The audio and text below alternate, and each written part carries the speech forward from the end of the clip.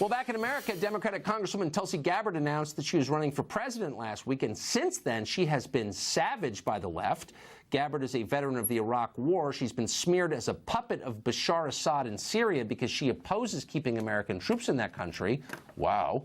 She's also been accused of bigotry for opposing gay marriage in 2004, when, by the way, Barack Obama and Hillary Clinton and every other major Democrat opposed gay marriage.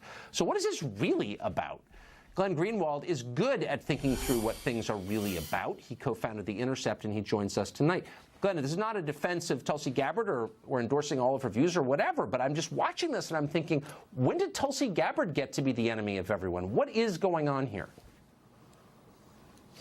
So, yeah, I'm not a supporter of Congresswoman Gabbard's candidacy. There are some really legitimate and serious concerns that I have that have been raised by the real left, not the Democratic Party liberals, about some of her support for the war on terror, her affinity for Hindu nationalism in India, her affection for some really terrible dictators that I think she should answer for and be clear about.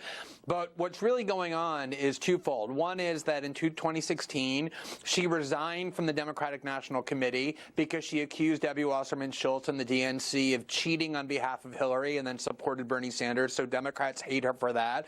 But they also hate her because she's been questioning a lot of Washington orthodoxy that both political parties support, including why it is that we continue to try and change the regimes of countries far away, like in Syria, and why we continue to prop up regimes that make the world hate us, like we do in Saudi Arabia. So for better or for worse, she deviates from a lot of the Washington consensus. She's hard to put into a liberal or a conservative or a right-wing or a left-wing box, and that's what Washington really hates the most, are people who are kind of independent-minded and critical thinkers.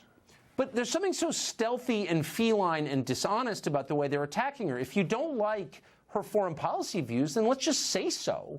But no one ever really wants to debate what our foreign policy should be. They just attack anybody who deviates from their own dumb ideas. Have you noticed this? Yeah, well, so I think there's one particular smear that has become extremely pervasive in U.S. discourse that is central to sustaining the United States as a country that's at endless war, which is if you don't support a particular war that Washington wants to remove a particular leader, you get accused of being a supporter of that dictator. In 2002 and 2003, people who were against the Iraq War were accused, often on this network, but others as well, ridiculously accused of loving Saddam Hussein. People who opposed the intervention in Libya in 2011 were accused of being apologists for Colonel Gaddafi, and now Tulsi Gabbard is being accused of being a supporter of someone that she actually called a brutal dictator, Bashar al-Assad, because she's asking why it is that we are spending $1 billion a year, or were, arming rebels who we don't know, trying to remove the leader of a foreign country, and engaging in all kinds of policies that are actually worsening the security of the United States rather than helping them. You can criticize her, but to accuse her of being a supporter of, or a best friend of, as Claire McCaskill put it, Bashar al-Assad is just idiotic, but it's really toxic as well, because it's the kind of argument hauled out always to defend Washington foreign policy.